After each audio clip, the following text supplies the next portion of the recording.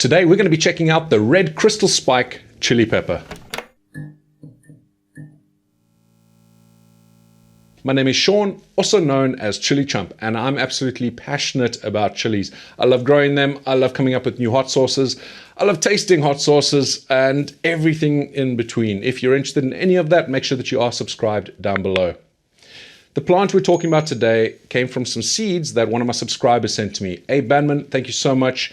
I'm really happy you did. I'm always hesitant to receive seeds from people, mainly because a lot of the time they aren't really stable varieties and you never know what you're going to get. And I don't want to dedicate space in my greenhouse for plants that I'm going to be a bit unsure of at the end of the season.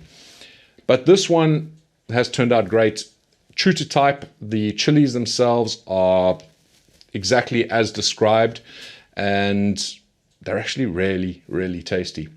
Now, I have tried them, of course, and the heat level is meant to be around 1,000 to 6,000 Scoville.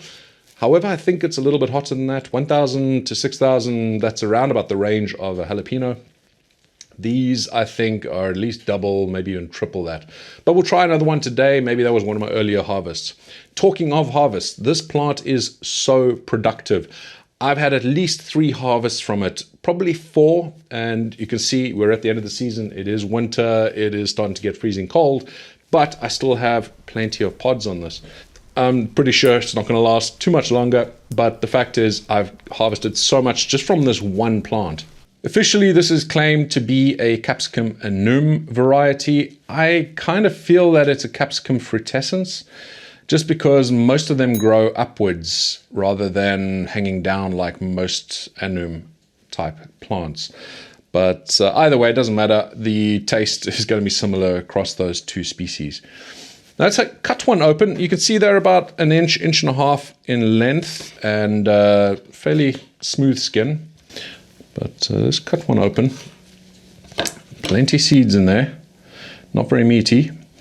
These are from Canada. Now, obviously, chilies are not native to Canada, but what happened is somebody found them growing at a friend's property and decided they were quite an interesting pepper, and he's absolutely right, they are, and named them the Red Crystal Spike. I'll put the full story up on the screen with all the other information that I have on this plant, but I'm happy with this, and I'm definitely going to be growing it again next year. It is just such a pretty plant. It fruited very early, and it just continues to keep fruiting. So there's just a lot of fruit that keep coming off this.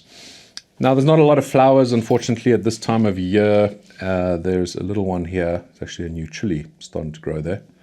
But it's a little white flower, so very small. Again, another reason why I think frutescens, because similar to the type of flowers that I have on my peri-peri and some of my other frutescens plants. We'll try this one. I've cut open. Plenty of seeds. Lovely smell. It's a typical chili type smell, but it actually has a bit of a sweet aroma as well, which is very nice.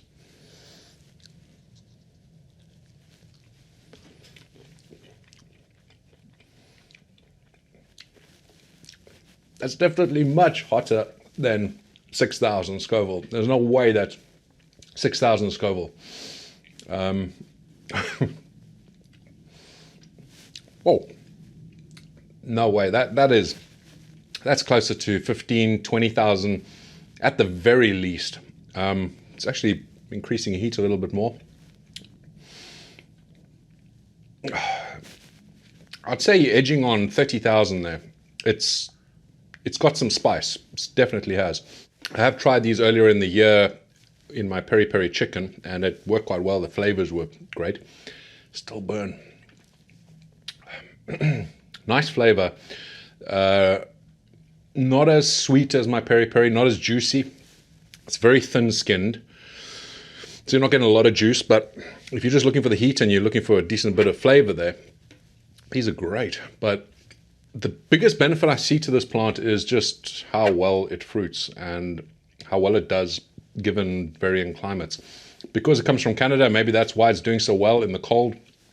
Yes, it's fairly warm inside the greenhouse right now, but it was down to 2 degrees, 3 degrees this morning, and the plant is still looking healthy. Actually, it's trying to put out flowers still, weirdly enough. those won't go anywhere. But yeah, it's got some spice. Whoever's claiming this is 1,000 to 6,000 Scoville, I don't know, maybe I just got an extra hot one. Not only is it a good alternative for the peri-peri, but also for things like the Thai chili. I think this would do okay in its stead. Obviously, it's a little bit smaller and probably not as much heat as the Thai chili, depending on which Thai chili you have. But it'll be a good alternative if you don't have any of those chilies. It goes well as a dry spice. Actually, that's what I've been doing most with this. I've been picking them all and drying them, making a nice spice powder with it.